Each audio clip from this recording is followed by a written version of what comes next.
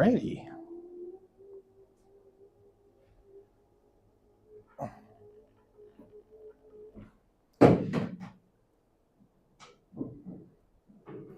Okay, so let's get started here. How did the midterm go? Have most of you written it already? Yes? Okay, was it okay?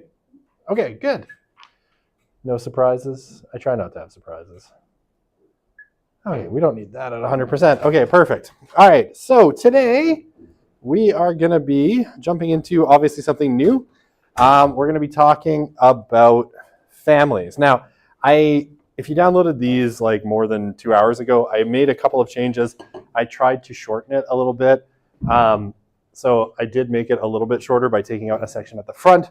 So, I'm going to go right into, I don't have the housing stuff in there that was at the beginning. If you looked at it, say yesterday or earlier today. But if you just downloaded it now, I had updated the file on eClass. So we're going to talk about families, and I'm going to tell you a little bit about, how this ended up being a 72 or like an 84 slide deck, 84 slide deck. It's really long. So last semester, kind of middle of the semester, we came to, we're about to do families, and I looked at it and I was like, yuck. I hated the content, so I decided to redo it all on the fly, and I had been reading a couple of books, one about marriage and one about marriage and one about kind of, it's called The Two-Parent Privilege by an economist. So I integrated a whole bunch of that stuff into kind of my talk about youth and families, and it became something new and I think kind of interesting. Very focused on, in the first part, on relationships and marriage and how, young people in particular have had their cultural assumptions about marriage reshaped from what it was in the past. You've heard me mention a little bit of it, but we will dig in. And then some of the changes that are affecting how people form their relationships, which I think is interesting. So we're not going to do it all today. We're going to start today and we will finish on Monday. And I was talking to my wife yesterday. I'm like, man, it feels really weird to have not had this class since Wednesday of the week before, to have one class and then go away for a weekend again. But that's where we are. Okay. So as I kind of go through, one of the things I'm going to talk a lot about, is obviously families, marriage, children, things like fertility, because they all kind of go together. And if you know anything about me, as a scholar, is I really am kind of a sociology of religion super nerd. Before I came to class today, I was reworking for one of my other classes my whole lecture on the religious landscape in the US and Canada with some really fascinating stuff, but you're going to have to take sociology of religion to hear about that. Oops, that's not what I meant to do. I'm going to highlight some stuff. This was, just posted on X last year, and this is what's his name? I forget who this guy is. Seth Rogen, I think. Yeah, Seth Rogen is on the slide. I should go. And this was his comment. Someone posted this, and then with this kind of caption next to it, right? Seth Rogen saying, him and his wife, I presume, that they're psyched all the time, laying in bed. On Saturday morning, smoking weed, watching movies naked. If you had kids, you could not be doing that, right? One hopes not. Anyway, and it kind of was paired with this from Jonathan Haidt's book, The Righteous Mind, which is a really, really interesting book, which we will not talk about in this class beyond this quote. But it's really interesting, I think, and talking about, the kind of difference with our society and societies from the past, that, successful religions made groups more successful by turning resources into offspring. Societies that forego the exoskeleton of religion should reflect carefully on what will happen to them over several generations. We don't really know because the first atheist societies have only emerged in Europe. And the most atheistic of all, by the way, is the Netherlands. So that's kind of interesting. They are the least efficient societies ever known at turning resources, of which they have a lot, into offspring, of which they have few. So I think that's kind of interesting. And as we go through, we're going to talk, marriage. We're going to talk total fertility a lot. and kind of how this has changed young people's lives in particular. Okay, so the first bit of this kind of lecture, a lot of the information is taken from this book, which is called The Future of Christian Marriage. We're not going to talk about Christian marriage in particular in this class, but the kind of general framework that Mark Regnerus sets up at the beginning of the book is really, really interesting. And I think, like when I read it, I started reading it about a year ago, and then kind of got distracted and finished reading it, probably about 3-4 months ago. It was kind of, for me, it kind of changed my framework and my understanding of how young people today think about marriage. Mark is a really, really interesting scholar. And again, if you know me at all, you know that one of the things I really love is really heterodox sociologists, right? People who get into trouble with their peers because they say stuff that isn't particularly popular. And Mark is absolutely in this category. He is, for whatever reason, a person who will say just about anything that he finds in the data. He's almost gotten fired a couple of times. And today he is at University of Texas at Austin. And he's a full professor there in the Department of Sociology. So, really interesting book. We're going to focus on the kind of, he's Roman Catholic. He's very popular in kind of Christian circles for lots of reasons. And the book is, the last part of the book is specifically about Christians. But I think the first part sets up a really interesting frame for thinking about how marriage has changed, especially for millennials and Gen Z, and then how it's going to have changed for Gen Alpha. I put in way too many of these Q&A slides, which is probably playing to the the too many slides in this deck. Okay, so marriage. When we talk about marriage, marriage seems to be pretty widely shared as an institution in terms of what it looks like, right? And we have different kind of, components in the modern world. You have religious marriages, right, that you would do through a church, a mosque, a synagogue, a temple, and then you have civil marriages. Now, most people treat these as completely interchangeable, right? Very few people, outside of I think very the only people I know that would think this is like really conservative Roman Catholics would say that, if you're civilly married, that somehow there's a distinction there where you're not truly married, right? But most people, whether you're married in a church or married, in front of a justice of the peace, or if you're in the US, right, you go down to the courthouse. For a civil marriage, most people treat these things as basically the same.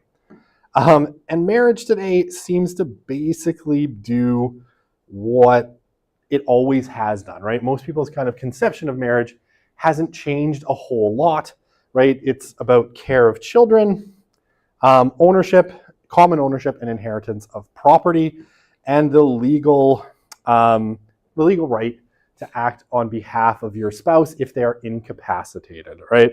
So, and it's still kind of popular. It's still fairly popular. I think I had polls in here, but they're not showing up. Okay, I don't know if my Q&A is working. Oh yes, I had questions to ask you, but I think my Slido is not working for some reason. Okay, well, if people have questions and they're not showing up, that's too bad. Sorry, I'm flicking around and trying to give you a stroke. I think my Slido's not working. That's okay. All right, and you just scanned the QR code to check if it's working. Is it working? Can you put a question in to see if it shows up? Dang it. All right, that's okay. We'll come back to it. Like I said, if not, people who are here can ask questions, and I'll fix it for next time. Okay, where was I? All right, most people I was going to say, yeah, marriage remains pretty popular, right? About 2/3 of Americans disagree with the opinion that marriage is an outdated social institution. So, no problems there. All right, so Regnerus and his team did a really cool study for this book where they basically went all across the world, right? They looked at the United States, they looked at countries like Colombia, Argentina, Russia, where else did they go? Somewhere, Poland, a couple places in Western Europe, and then Kenya. They went to Kenya as well, and Nigeria. And they did interviews with people like, and in the Middle East, in Lebanon. So they did a bunch of interviews with people about what they thought marriage was all about and all of that jazz. And basically, what they said is the definition of marriage that most people have hasn't really changed, right? It's still about those kind of core things, right? Caring for children, common ownership of property, and being able to act on behalf of your spouse if something goes wrong. But obviously, there's been some social changes. Divorce has surged, right? Really starting in the 1960s in the West and then spreading to other parts of the world from there. Sex roles have changed considerably, as women have had more economic opportunity. The balancing of what's expected of each person in a marriage relationship has changed as well. And the legal definition in some places, not everywhere, but certainly in most of Western Europe and in North America, has been broadened to include more people, same-sex marriage in particular. Though, we know this broadly from the social statistics, the number of same-sex people that have chosen to get married remains relatively small. So marriage, while legally it might include same-sex couples, it still is predominantly, a heterosexual institution. Okay. So the biggest change that Regnerus and his team found when they were looking at marriage concerns essentially the way that people view it. And Regnerus takes this from another scholar named Andrew Cherlin, who argued that marriage is now widely perceived not so much as a foundation to adult life, but actually as a capstone in adult life, right? So the difference here, right, is pretty fundamental. A foundation is essential, right? So if you're thinking of marriage as a foundation, right, it's something that people would do as they're entering adulthood, right? And if you think back to our, when we were talking about the silent generation earlier in the course, they very much had a foundation model, right? You would get out of high school or you would get out of college, you would get married, and two people would build their lives together. And that's your foundation model, right? You need that to start into adulthood. And what does it look like, right? Earlier marriages, more marriages, and an emphasis on practical importance, right? What marriage allows you to do, and particularly things like, working together, building your life together, pooling resources, supporting each other. That's sort of foundational marriage. Capstone marriage is more, it's a capstone, right? So rather than being, the foundation of your whole adult life, it's a moment in time, right? So think about it like this, right? Foundations are the big things at the bottom. Capstones are like a little decoration at the top, right? So if you had a great monument or a great building, the capstone is, you put it on last and it's a decoration. A foundation obviously is the first thing you put in. So what Regnerus says is that marriage now is broadly seen by most young people as a capstone, right? The kind of last thing you do as you're, cementing your status as an adult. So when people are, this quote from the book, when people are building their lives, marriage is widely understood today as an achievement attained by each, not the beginning of constructing an adult life together. Most no longer, that should be think. That's a typo on my part. I'll have to fix that. Most no longer think of marriage as a formative institution, but rather as the institution they enter once they think they are fully formed, right? And this is broadly shared, according to Regnerus, between religious and non-religious young people. And across national borders, right? This is widely shared globally. So instead of being something you do when you start adulthood, it's now something that you do later once you've kind of put your life together. Then two people who have sort of completed lives can come together in marriage. Okay, hello. Hi, it works. Huzzah. All right, good times. Thank you for that. So, again, a quote from the book. We now get ourselves ready for marriage rather than marry to get ourselves poised to accomplish common objectives, right? And this is very much that older sort of silent generation model. The common objectives would be, getting a home, getting a job, building a family. Instead, has now become, I don't know why I've got typos in here. Marriage has now become one of those objectives, right? So marriage is one of the list of things that you have to be, kind of fully considered an adult. It's not something you start when you're young to get, to build your adult life. Okay. Regnerus also suggests marriage as a capstone to a successful young adulthood is considered a kind of safety mechanism. And he stresses this, right, that in marriage now, the idea is that both spouses should be independent, right? They don't need each other, right? They can both operate kind of separately, successfully as adults. They don't need each other, but they want each other, right? So it's a very different kind of model. It's not mutual support where both people need something the other person is offering. It is two independent, perfectly successful people coming together, and if they need to split up, they're both independent. They don't need each other. So it's just a matter of then dividing assets and moving on. And so this is seen as a kind of safety mechanism, right? So that no one gets trapped in a kind of relationship they don't want to be in. And especially for women, right? The idea is that in the past, women often got trapped in marriages because they had fewer economic opportunities. So this model kind of protects against that. Okay.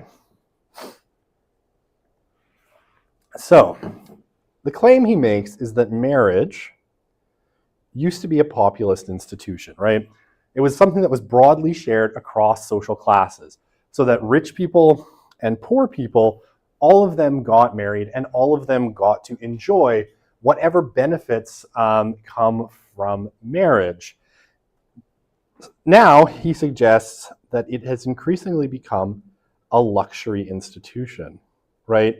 It primarily serving people who have already made it, right? People who are already economically and socially successful, people who have, a home, a car, some savings.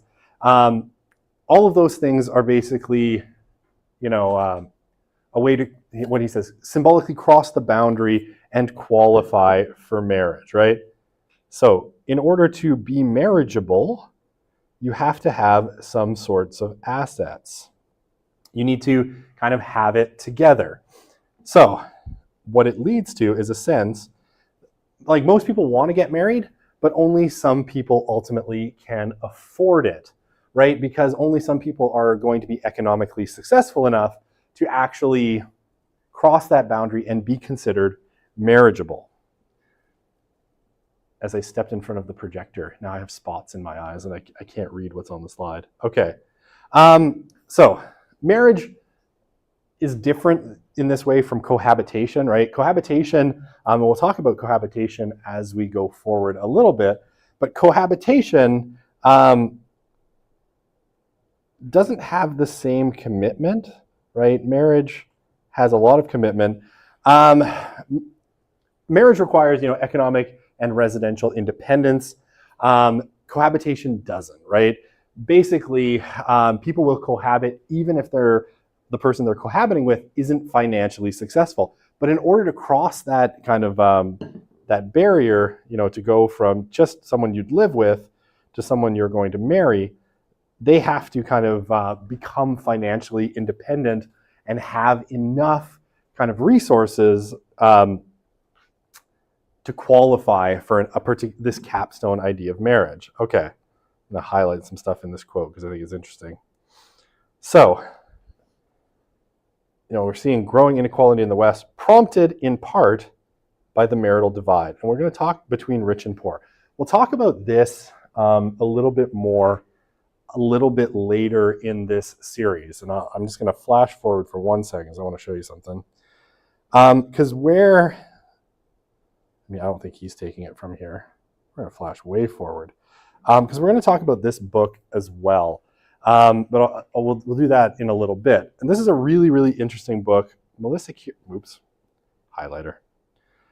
Kearney is an economist. And this is broadly the claim that she's making, right? That we're seeing an increased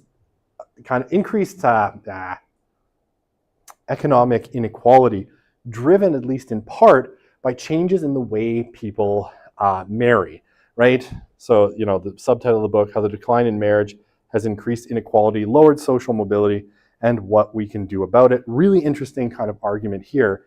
And Regnerus, I think, clearly is familiar with it because he cites her in his book. And it's the kind of argument that he's making, that there is something fundamental to marriage that allows people to succeed economically that is being denied to certain classes. Okay, so the advantaged, right? The privileged consolidate their wealth and income by marriage between two successful people, right?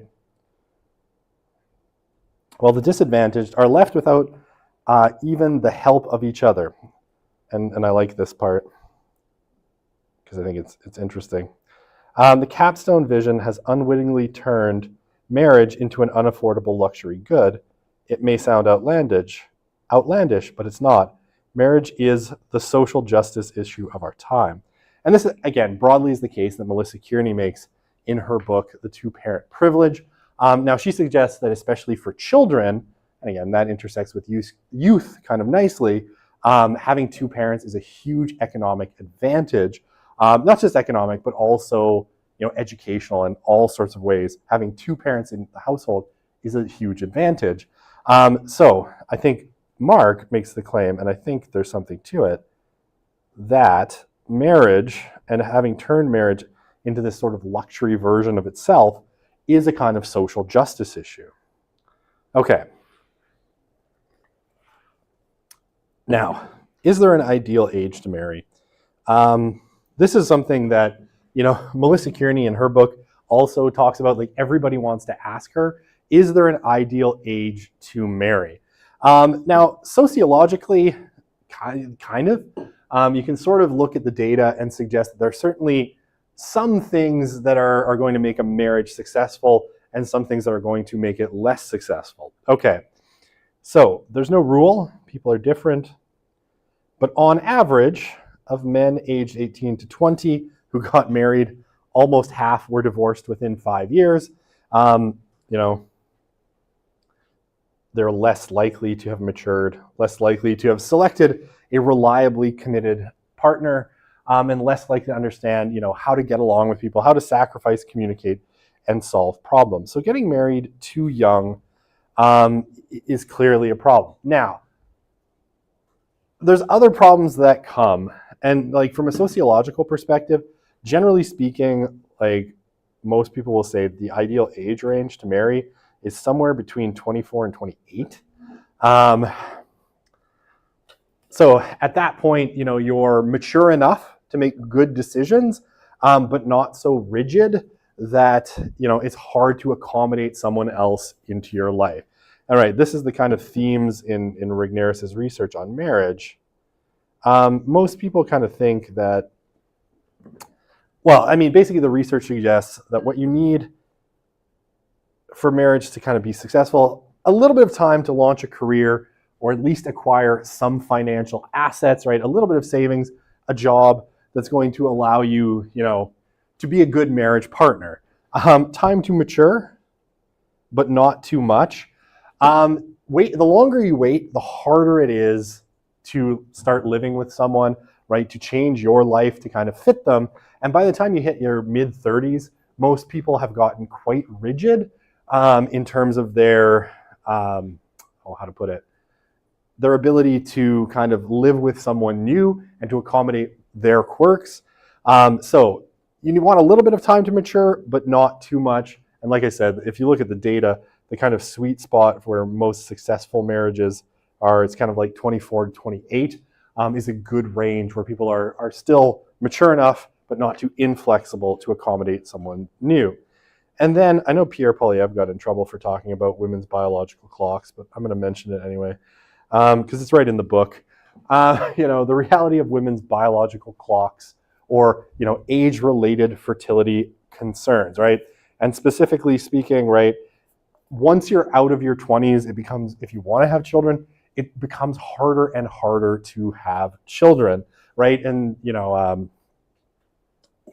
harder to conceive, more miscarriages, and generally speaking, you're much better to have children in your 20s than in your 30s, and certainly in your 40s.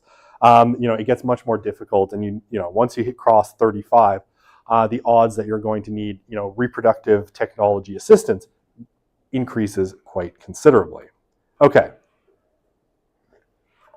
Now, one of the things we talked about earlier in the course, right, was that our age at first marriage for our different generational cohorts has generally been creeping upwards, right? Our silents got married relatively young, right? Was it in the 50s, half of new brides were in their teens, right? So 17, 18, and 19 principally, right? Were teenagers. But since then, it's been kind of creeping up, and we, are at a point today where, in Canada and the US, your age at first marriage for both men and women is creeping into the high 20s, early 30s, right? Okay, so what Regnerus says is that some demographers and sociologists say that all we're seeing here is what's called a sort of tempo effect, right? That as things like school, and career take longer to establish, right? You're spending longer in school, careers take longer to establish. It changed the tempo of adult life a little bit, so that people are still going to get married. It's just going to happen later. And that's what we call in demographics, right, a tempo effect. But Regnerus suggests that delays actually do matter, right? So here, for every 1 year increase in the average age at first marriage in Europe, the rate of Europeans between 25 and 44 having ever been married decreases 3.44%. So the older you push it, the more people you have who are going to never be married. It varies in age. So it varies in age at first marriage. The variations in the age at first marriage, in Europe are quite vast. I don't remember what So the variation in the marriage rate for age at first marriage, right, related to the age of first marriage, varies quite a bit across Europe, from low in Switzerland of 2.6% to a high in the Czech Republic of 6.3, right? So in Switzerland, an extra year at first marriage, decreases the rate of people in Switzerland having ever been married between 25 and 44 by 2.6%. In the Czech Republic, it's 6.3%. So there's a huge variation between those two places. In South America, every extra year, of age at first marriage is associated with a decrease of 5.24% in the ever married rate for 25 to 44-year-olds. So every year you add means fewer people are going to, so in average, right? Every year you add in that average age at first marriage is going to cause a kind of decrease in the overall marriage rate. And we've seen that kind of globally. And demographers will suggest that the possibility here is that it may lead to what's called a low fertility trap. So low fertility trap is a sort of demographic problem. So one of the things that's true, most people want to be married before they have children, especially middle-class people, but most people in general. So if fewer people get married, that means fewer people are going to have children. And what ends up happening over time is that it becomes a sort of vicious cycle, right? So you would need, in order to get to replacement fertility, right? So that your country or your society is no longer declining, in terms of population, you have to hit, an average of 2.1 children per woman over her reproductive span. Now, the fewer people get married, the fewer people have children, which means the next generation is smaller, which means there's fewer, women to have babies, which means you get caught in what's called a low fertility trap. So I did some math, because math is fun sometimes. And I tried to calculate using a pretty crude model, so I wouldn't take this to the bank. But for Canada,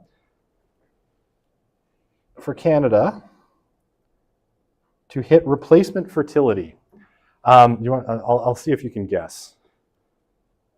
What percentage of women in Canada, or of Gen Z women in Canada, would have to have 3 children or more? I did the math. Very close. It's 55%. 55% of Gen Z women would have to have 3 or more kids. So there's an argument to be made that Canada is already caught in a low fertility trap, right? And I'll put it this way, the actual rate of millennial women who had 3 children or more was somewhere between 10 and 12. So, we're a fair ways away from 55% of women choosing to have 3 children or more. And I'm not advocating for it. I'm just saying that's what the math says. And again, this is a fairly crude model. I didn't bring in all the social factors. I was just all right, straight up, percentage of let's assume the millennials are done having children, which isn't quite true either. But let's just, Gen Z, they're the ones kind of in that fertile range. How many, children would Gen Z women have to have in Canada to, keep fertility at 2.1? And so, yeah, about a little bit over half would have to have 3 children or more. So that's not happening. That's either what it is. I'm not gonna say it's good or bad. It just is. Okay. So this new kind of normal that we have in terms of relationships comes with, certain expectations. Both men and women expect men to bring resources into marriage, right? And especially around lifestyle. And what we're seeing globally, not just in the West, but certainly in Canada, the US, Western Europe, is that there are higher and higher lifestyle demands being imposed on both, right? So both men and women expect a relatively prosperous lifestyle, and they expect it from the beginning of a relationship, right? But to be considered marriageable, men need to be able to sustain their partner's lifestyle, especially if the couple expects to have children, right? So you have to be quite economically successful as a man to be considered marriage material in this sort of capstone model. And I love this. This is such a great quote. I love Mark. You'll see him again when we talk about sex and intimacy. In the capstone standard, being poor is a sign there's something wrong with you and you're not yet marriage material, right? So you're going to have to sort that out on your own before you'll even be considered as marriage material. Now, what Regnerus will say, and I think Melissa Kearney backs this up, that this is devastating for the poor and working class who benefit enormously from the pooling of resources in marriage. But marriage is a luxury institution, and they have absorbed that mindset as well, right? That marriage is something you enter into when you've already made it. And if you're poor and working class, it's much harder to make it. Okay, high material and psychological expectations accompany the capstone model of marriage. And the psychological expectations are kind of interesting too. When you kind of dig into it, it's like, not only does your romantic partner, right, your husband or wife, have to, have, high material success, they also have to make you feel fulfilled, happy, right, satisfied. They have to be your best friend, and all of these sorts of things. And all of that is wonderful, right? I think that's very nice, but it's demanding a lot of a single individual, right? That they are going to fulfill you. I guess that's the word. That they're going to fulfill you completely. Something that's pretty, I've been married for a long time. It's pretty difficult for one person to fulfill you completely. And this is the kind of psychological expectation that you're going to be like deliriously happy in marriage kind of all the time. Okay. The foundations model, or a foundational model of marriage, I'm just going to put it in a different color. We'll put it in blue. Considers marriage as a way to reach financial goals. The capstone model says marriage is the prize for you having achieved that stability on your own. Now, I think what Regnerus is kind of arguing is that that foundational model made it easier for people to eventually reach financial stability, right? Because as a couple, you could pool your resources, right? If one person was out of work or needed to take off time for more education, the other person could financially support them through that period. The capstone model says, no, you have to do that all on your own as a sort of proof that you are worthy of entering into marriage as an institution. Oh, still just that. Okay. All right. So, did I skip a slide? I did not. All right. Now, some of the challenges. We talked about this a little bit in the education section, and I said it matters. Between 1996 and 2016, US men aged 25 to 34, basically a good chunk of them fell out of the labor force, right? So we say they exhibited a huge leap in labor force non-participation, and that rate grew from 6.7% of men to 11.3% of men, right? So fewer of them participated in the workforce. So this in itself is a big challenge, right? Because anyone who's in there is not going, this is, no highlighter, go away. This is non-marriage material.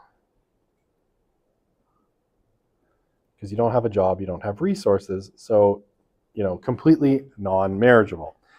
Okay, increasingly, the other thing that's happened is what's called a two-income trap. We see, increasingly in a lot of, I think it's true in Canada, in the US, we've created a sort of economic situation where, to succeed, you honestly need two incomes, right? And this is this term, this is a really fun term, the two-income trap, actually comes from Elizabeth Warren. She's a Democratic senator, Democrat. She's a senator, and before that, she was a professor at Harvard Law, and she wrote this book called The Two-Income Trap. And one of the things that she argued in that book, and it's really actually fascinating argument, was that the way US society had kind of structured itself is it had created a sort of what's called a two-income trap, where in order for you to be successful and your kids to be successful, you ultimately needed two kind of middle-class people working all the time. So one of the things that happened, okay, how to explain the two-income trap? The two-income trap, according to Warren, kind of looks like this. Back in the past, right, you had what was called the family wage ideology, where the idea was that the salary of one person should be enough, and this is almost always the male partner, the salary of one person should be enough to sustain a whole family, right? But then, as you get women entering the workforce, couples end up having more money, right? They have two incomes, they have more money, and this causes them to do a bunch of things. They want their kids to succeed, right? So they move to neighborhoods with good public schools. And because they have two incomes, when it comes to buying homes in those neighborhoods, they'll do things like overbid on housing, right? So places with really good public schools, really good infrastructure, end up with couples going in, they have two incomes, so they bid really high, they overbid on housing so they can get their kids into good neighborhoods. Now, because they've overbid, both of them absolutely need to keep working in order to sustain that, right?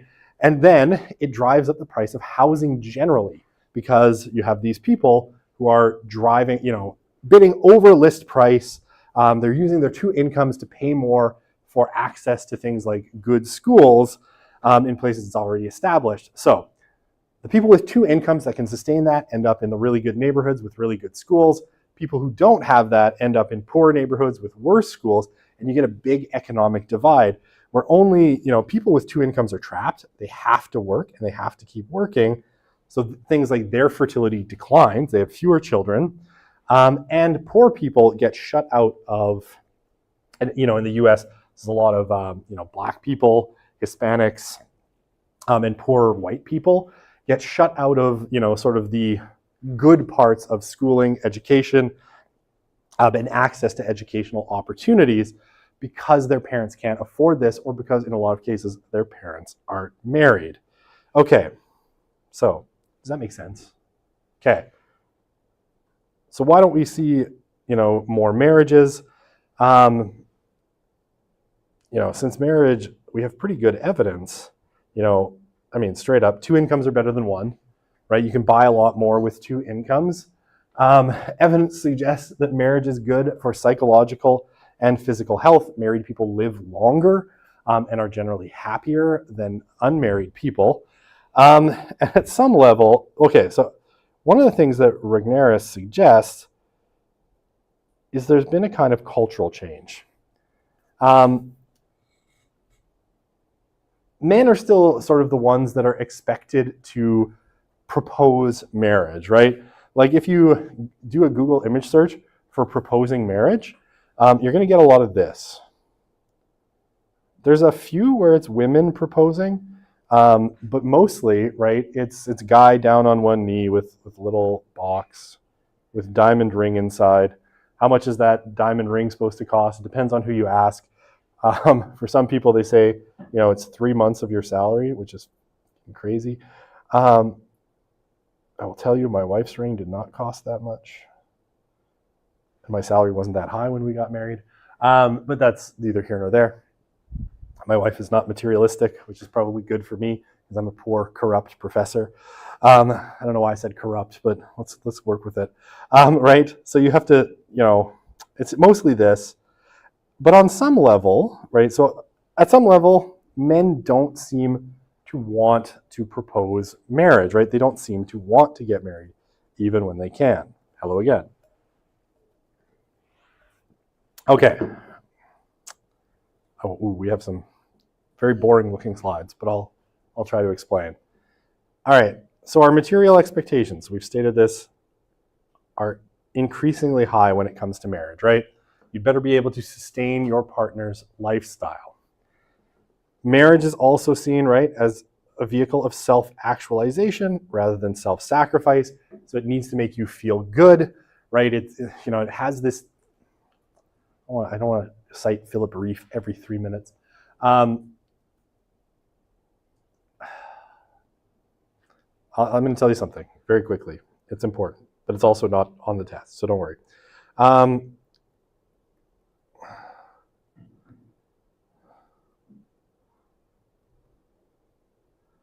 I'll talk about this later again when we talk about religion.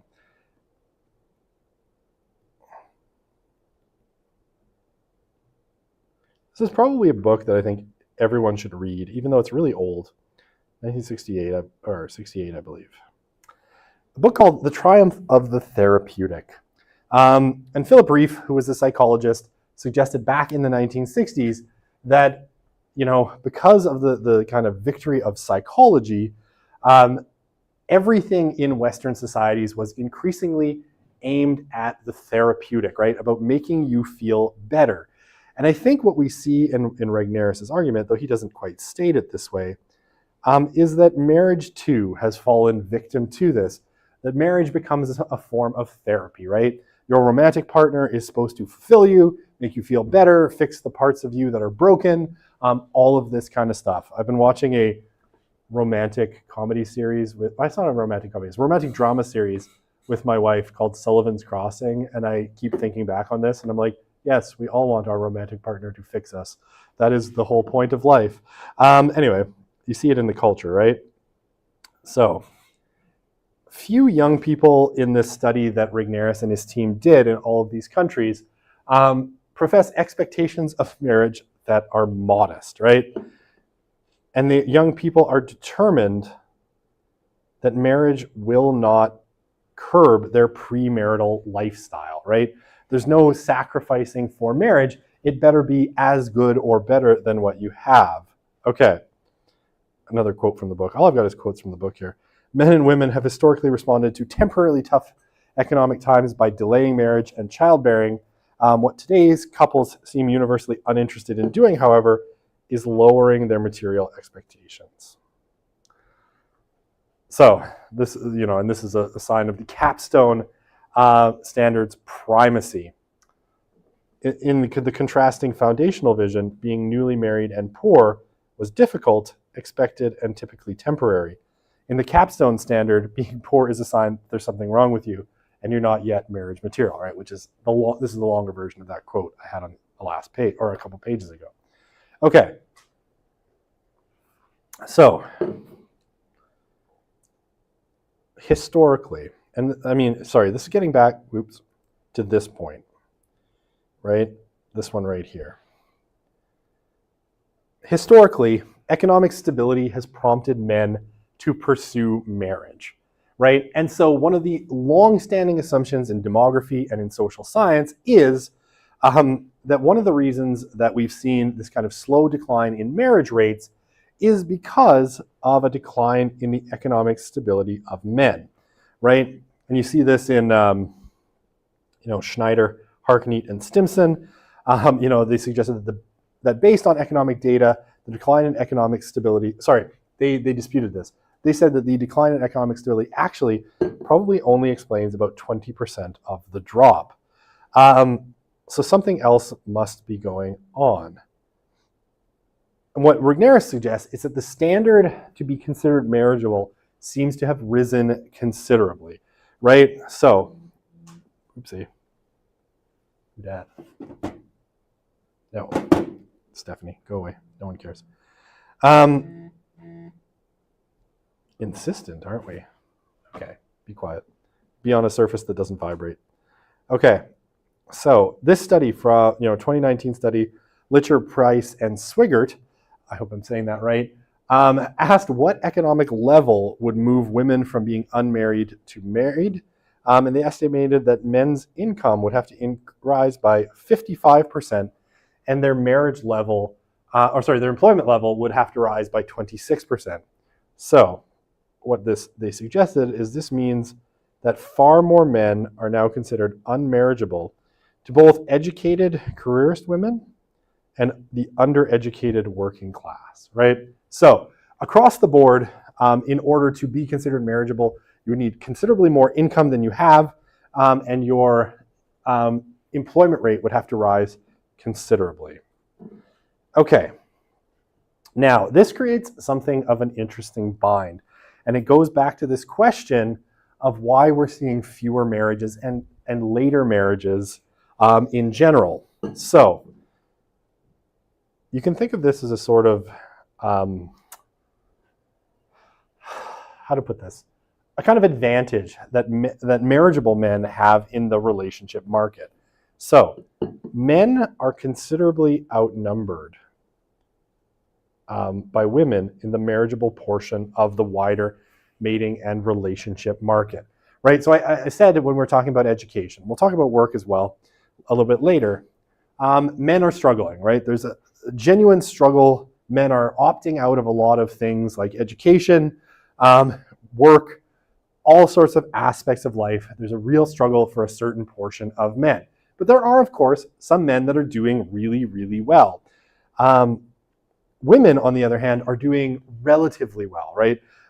Their economic mobility has increased. They're upwardly mobile. They're more educated. They're getting better jobs.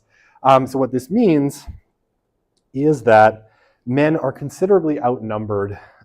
Men that are interested in marriage are considerably outnumbered in the kind of mating and relationship market.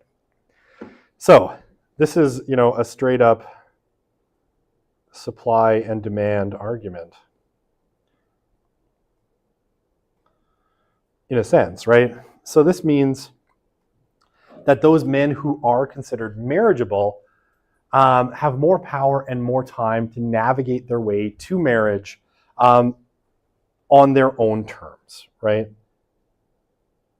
So what does this mean practically? It means it's harder for women to kind of pressure men into getting married, right? And marriage matters a lot to both, but it matters, considerably to women, especially when it comes to questions of having children and building families.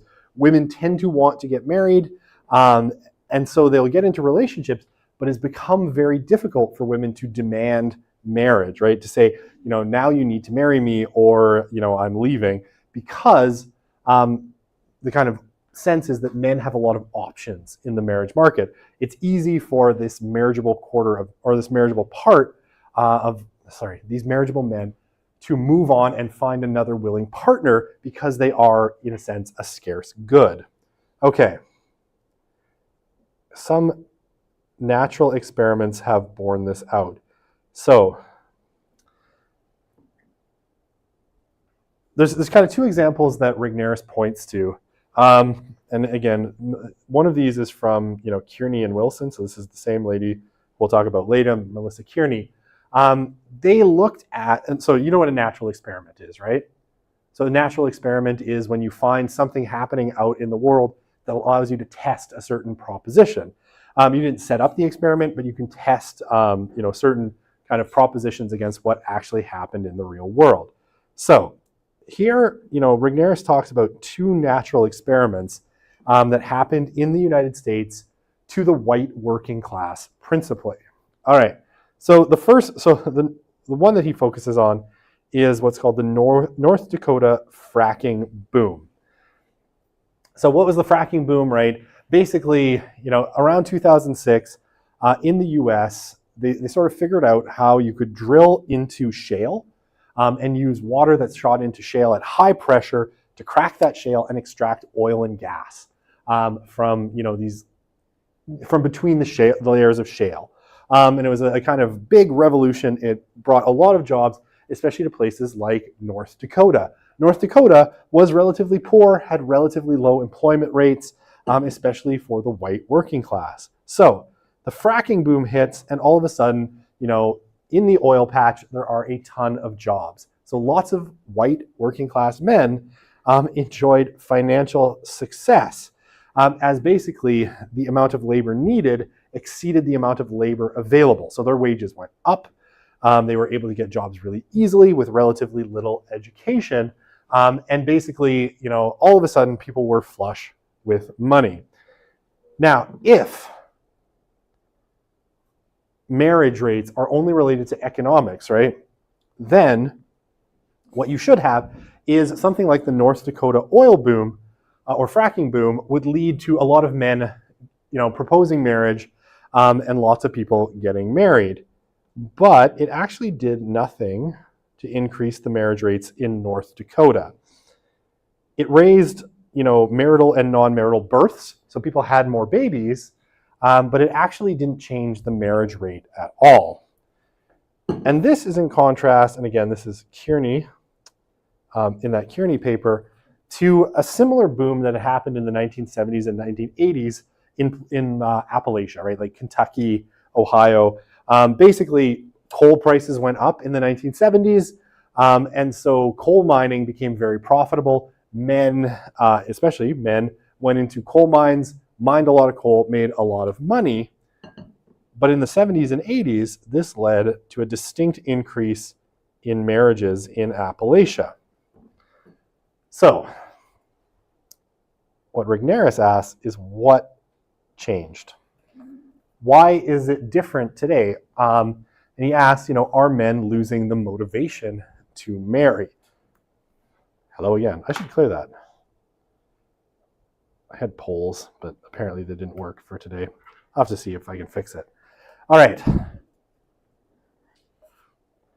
So, other examples we can talk about, Dorn and Hansen, They found that declines in male-dominated industries deterred the formation of marriages in America, while the declines in female-intensive employment had the opposite effect. So, men finding it harder to work made marriage decline. Women finding it hard to work actually makes marriage increase slightly.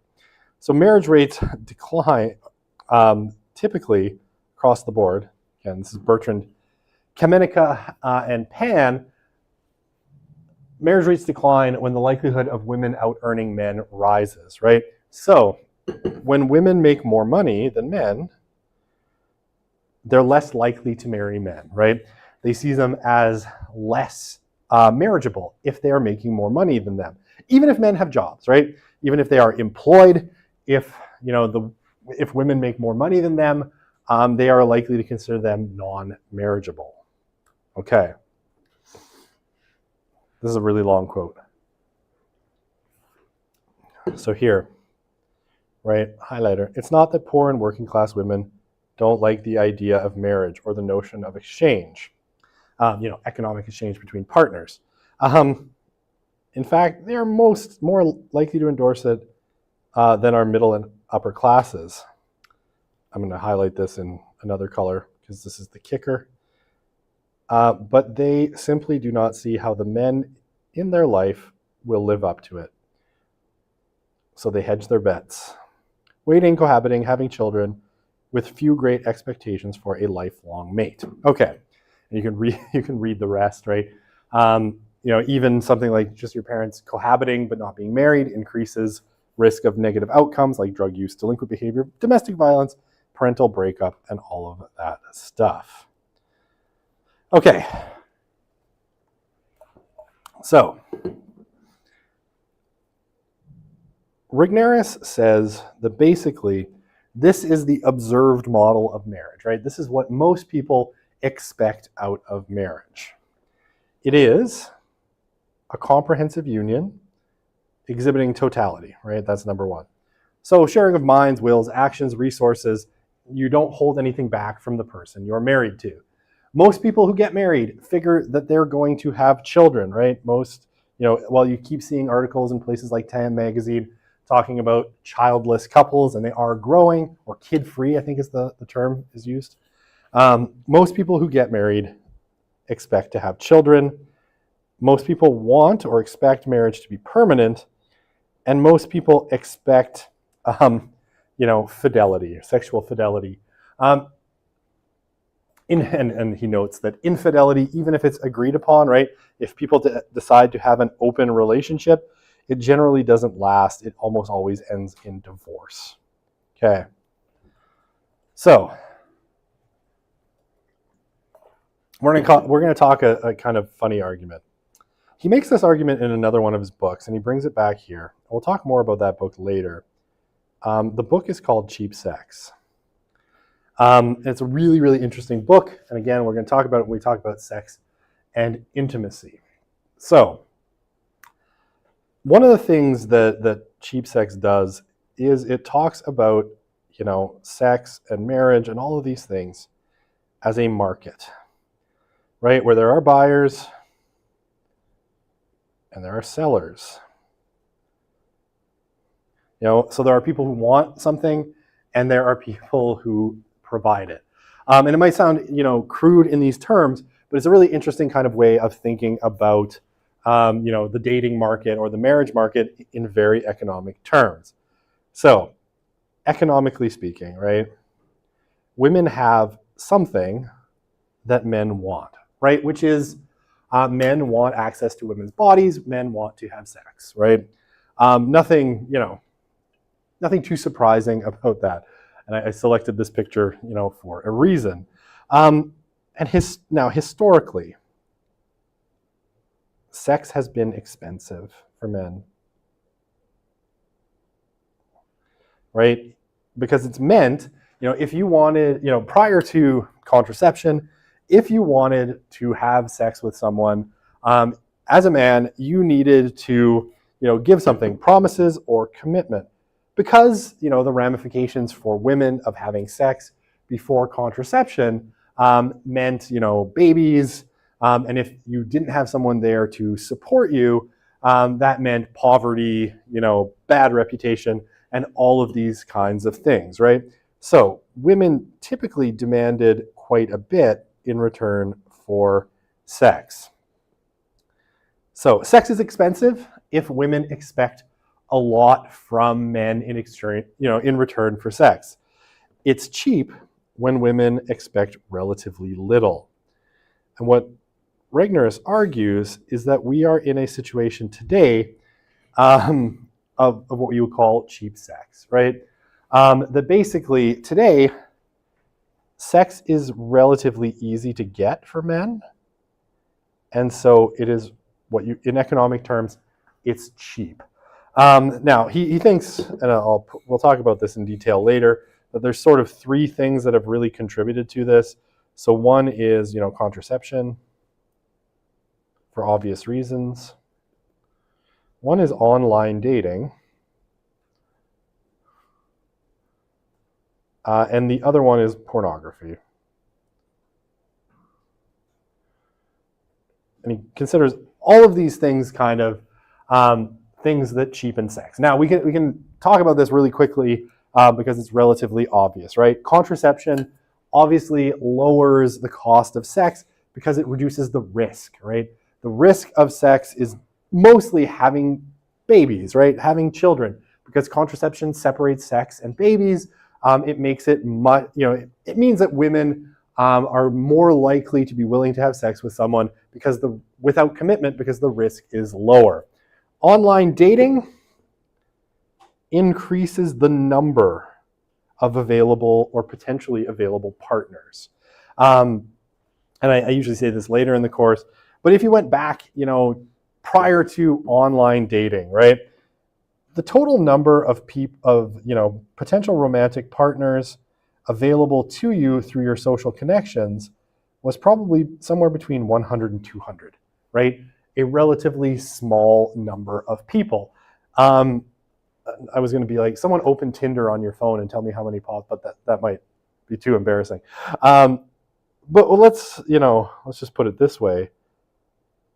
With online dating, right, and sites like Tinder or other sites, because I actually only know that one because I'm lame, old, and I've been married for a long time. And I once asked my wife jokingly if, because I'm teaching this class, if I could create a Tinder account for research purposes. And she then asked me if I would mind if she contacted divorce lawyers for research purposes. And that was where that conversation ended. So, I've never been on a dating site, which I count myself lucky. But you could, thousands, maybe tens of thousands of possible partners, right? So it increases the pool of available partners, which means, that it's a lot easier for men potentially to find someone, a willing partner. I understand people have gotten kind of tired of dating apps, and so maybe that is declining. And then obviously pornography, right, which is, at this point, it's essentially free. So you can sort of, how to say it politely, find something that appeals to you online, without the cost of a relationship at all. So this has contributed to an environment where sex is very, very cheap, right? Where it's really, really easy for men, to get what they're looking for sexually at relatively low cost. Now, one of the things that Mark stresses in Cheap Sex is that this doesn't mean that men will never be interested in marriage. Pardon me. Instead, it means that it's likely to be delayed longer and longer, right? Because they can sort of, waste time, if you will. If sex is cheap, why do incels exist? Oh, that's a great question. Actually, that's very profound and very searching. Okay, so I like your question because Mark actually talks about this as well in the book. Do I have it here? Oh, I don't know if I do. Maybe I'll I know it's in the book, and I'm trying to remember exactly his wording. The fact that sex is cheap doesn't mean that everyone is going to get it, right? Now, that said, pornography is going to be available to everybody. So to some degree, the incels are probably men who are simply unwilling. Oh, how to put this? I'm going to insult someone. I'm going to get myself shot. Incels, because things like pornography are available and they expect sex to be really, really easy, they don't work on themselves, right? I don't know that maybe I've met an incel and I just didn't know it. My impression of incels is that they're not exactly high status individuals for the most part. High status individuals. Oh, now we have questions. Okay, I like it. High status individuals are going to have very little trouble finding a romantic partner, right? Because they're high status. So sex for them is going to be very, very cheap. Other people would typically have had to work on themselves like really hard to find a willing romantic partner. And increasingly, because they can get off on porn, they're simply not doing that, right? And you have this increasing kind of group of men who are, I can't remember, his niece has not engaged in employment, training or something, education, employment, or training. Not engaged in education, employment, or training. They're just like opting out. But still, some of them are like, oh, women should be falling all over me because that's what I saw on Pornhub. And that's just not the case, right? So there's a disjunct maybe between what they're expecting and what is actually available. But if they went and they got a job and they cleaned themselves up and they hit the gym, maybe they, I sound like Andrew Tate. Oh God. Work on yourself, incels. That's all I'm saying. Okay. Freaking Andrew Tate.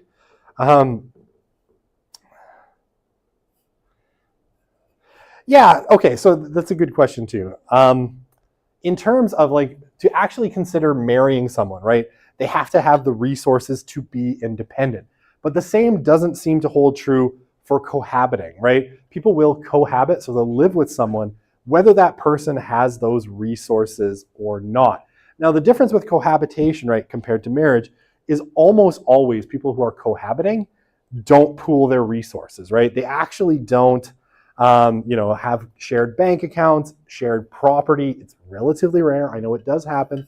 They don't have shared property because both parties in some sense are hedging their bets. Rigneris thinks this is especially true of women, but I think it's probably true of men as well. They don't really trust that these relationships are going to evolve into marriage. So they kind of hedge their bets, right? They want to live with someone. Maybe they want reduced living expenses. But it's not kind of blended together. So they're not, because they don't think that this relationship is going to go the distance, they're not demanding the same kind of level of resources, or at least that's what Mark suggests. Okay, I really need to meet him. Okay, I was scheming because the reason I started working on this was because I have lots of connections over at St. Joseph's College, the Catholic college on campus. And for some reason, the Archbishop had noticed that Catholic marriages are way down in the last 15 years. And so they started asking questions. And so they were going to, hold a whole little conference on marriage and bring in a sociologist and, a theologian and all these other people. And I was going to be the sociologist. And then the bishop got moved to Vancouver and everything fell apart. But my scheme was I was going to try to get the Archdiocese to pay to bring Mark in to talk about this, because I just really want to meet him, because he's a really cool guy, and my plan has fallen to nothing, as always. So, plans within plans, and then they fall apart. All right, so this is part of how I got into doing this. All right, how cheap sex slows marriage. All right, so we're going to do the stuff that's not always popular in sociology, right? The social psychology or the biosocial psych. Men in general seem naturally more interested in greater sexual variety, right? They're more interested in having more sexual partners. So if they are available, men will take advantage of access to more sexual partners. Because, as I kind of established, marriage-minded women outnumber marriage-minded men. It's harder for women to demand commitment because it's relatively easy for a marriageable man to simply move on to another woman, right? And again, it's a question of sort of supply and demand. There's just fewer men who are marriageable, right? Fewer. You kind of see this online too, right? With women, the kind of standards. I know it's like what is it? 6 foot, blonde hair, blue eyes, trust fund is the kind of joke, right? I think it was funny because someone asked, I think it was Grok, the AI on Twitter, like how many men in America fit this profile? And I think it said there's something like 18. It's probably the trust fund that knocked it. I'm sure there's more 6 foot, blue-eyed, blonde men out there, but it was like 18 men in the United States that had all of those things. So you might be waiting a while if that's your ideal. So anyway, what happens? Many men string women along, right? And I searched for stringing her along, and I found multiple articles that had headlines like this, right? Is he stringing me along? 9 ways to tell. So men will string women along, often to the point, of kind of using up some of those years where they might otherwise, be having children, right, and married. So this is from Pavel from Krakow, one of the people interviewed by Regnerus. He always likes to joke with his secular friends. He's super Catholic. It's all about the cost of admission. So if women have a low cost of admission, they're going to get their heart broken a lot. But if they have a high cost of admission, they might actually get a meaningful relationship. And I ultimately feel like if your relationships have intimacy outside of marriage, don't be shocked when you make it to like the 10th or 15th date or whatever, and the man is done with you. And it's like, oh, I guess that's it, right? So notably, Pavel, if I recall, got married at 22, right? So he's a kind of oddity in this study. So how am I doing for time? Terrible, as always. All right. No, we're doing fine. So Regnerus suggests, and I kind of said this before in answering that question, cohabitation is increasingly seen as a sort of safety hatch against early commitment or marital failure. Is less just an arrangement than marriage, right? And it plays to a man's advantage more than a stepping stone, since men retain for far longer than women the option to stay and form a family or leave and pair off with someone new, right? And this gets back to that thing that apparently men are not supposed to mention, because Pierre Poilievre got eaten alive for it. The biological clock, right? That women have, in terms of having children, a much shorter window in which it is, possible. Now, I will say, as someone who had my 3rd kid, who's now 5, when I was in my late 30s, I would not recommend this to men either, because toddlers and preschoolers have an enormous amount of energy that 40-year-olds can scarcely handle. It was much easier to handle my other 2 children when I was younger. So, just because women have a biological clock doesn't mean I would recommend men start a family at 45. I think that's a terrible idea.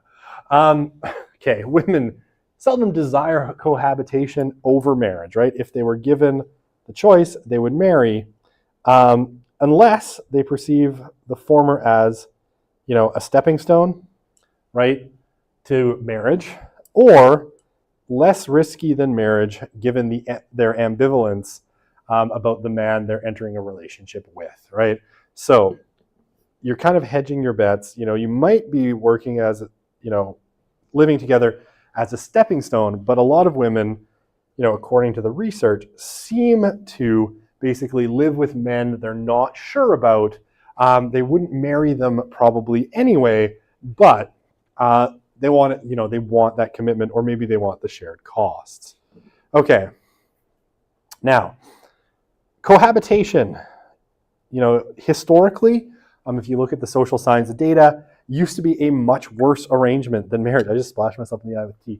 Okay, used to be a much worse arrangement than marriage in terms of stability, and that's still true, but the gap has closed, right?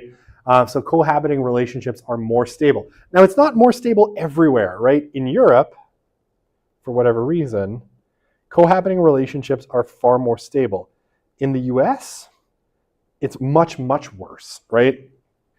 So for whatever reason, cohabiting relationships in the US and Europe are not the same. And Canada's somewhere in the middle, not quite as good as Europe, but also not quite as bad as the United States.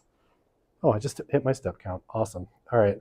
Generally, divorce rates are only slightly higher if people cohabit only with their future spouse, right? So if you cohabit with one person and then marry that person, your rate of divorce is only slightly worse than someone who never lived with the person they marry. However, serial cohabitors, right? So if you live with a bunch of people, you see about double the rates of divorce than people who didn't cohabit. So, here you're probably fine. Here, less good.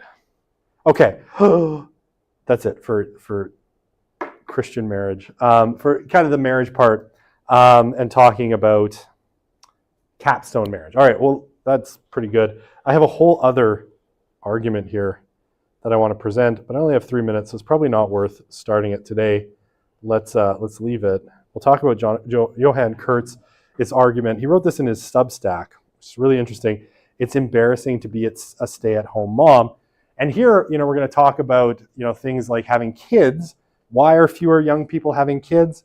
He makes an argument that it actually has much more to do with social status than it does with things like economics, right? We've tended to assume that it's economics that leads to low fertility, right? You can't afford to have children. He says it's actually probably more related to status. And I thought this was a very provocative argument, so I thought I'd present it to my classes because it's kind of fun. But we'll do that next week because we are out of time-ish. And we'll go from there. All right, we'll see you on Monday, which I know feels weird because I only saw you an hour and a half this week. But we'll see you next week. Have a great weekend, which always feels weird to say on a Wednesday.